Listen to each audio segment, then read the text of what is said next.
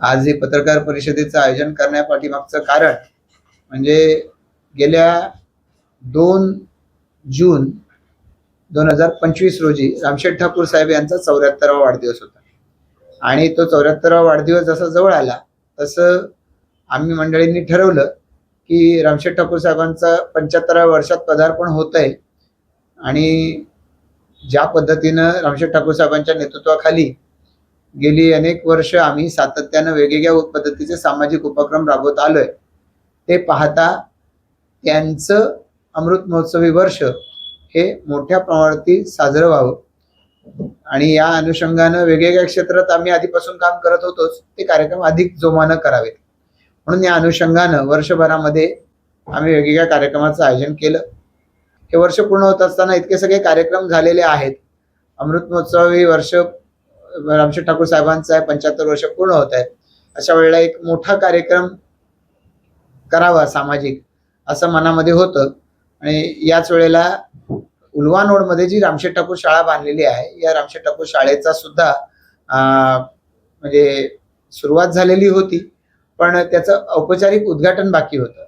मग हे उद्घाटन आणि हा अमृत महोत्सवी अभिष्ट चिंतन सोहळा एकत्र करावा असं ठरवलं। माननीय मुख्यमंत्री महोदयांना आमदार महेश बलदीजी असतील, मी असेल, आम्ही जाऊन त्यांना या संदर्भात निमंत्रण दिलं।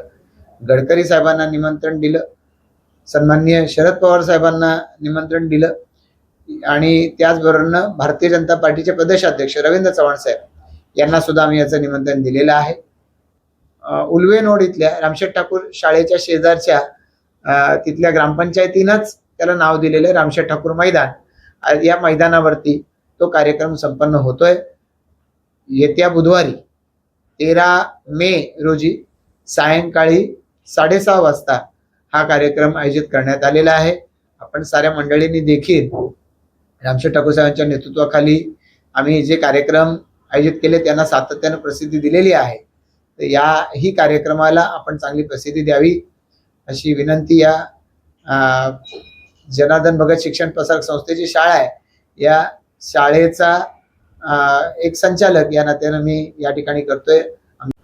मला मनापासून आनंद आहे की अशा पद्धतीचा एक सोहळा हा आता येणाऱ्या बुधवारी साकारला जातोय।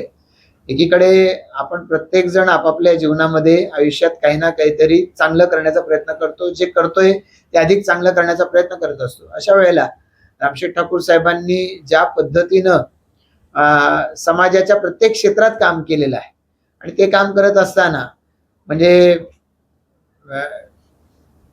बऱ्याच वेळेला राजकीय क्षेत्रामध्ये जी लोक काम करत असतात ती काम करत असताना त्यांना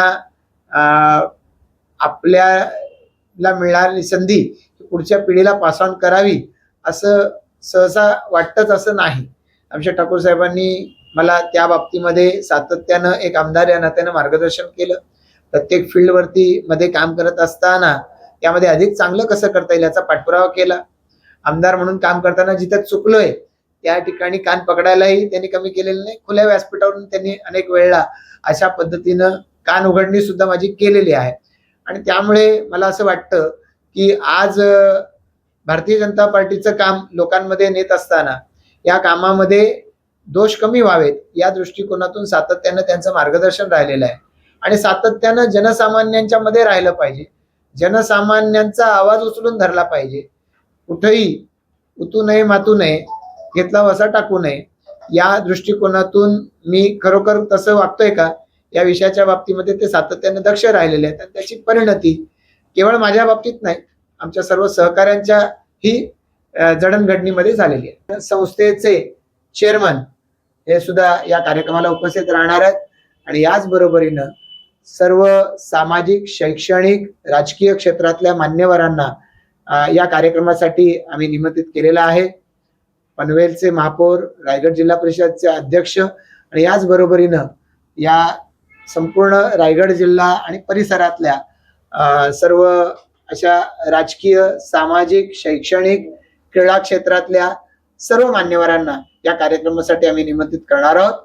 आपल्यालाही या ठिकाणी विनंती आहे, आपल्या माध्यमातून सर्व पनवेल, उरण, रायगड, नवी मुंबई परिसरातल्या सर्व नागरिकांना विनंती आहे, रामशेठ ठाकूर साहेबांनी 75 वर्षाच्या आजवरच्या कारकिर्दीमध्ये जी समाजाची सेवा केलेली आहे त्याच्या अभिवादनार्थ म्हणून त्यांचं अभिष्ट चिंतनाचा हा एक जाहीर असा कार्यक्रम आम्ही आयोजित केलेला आहे.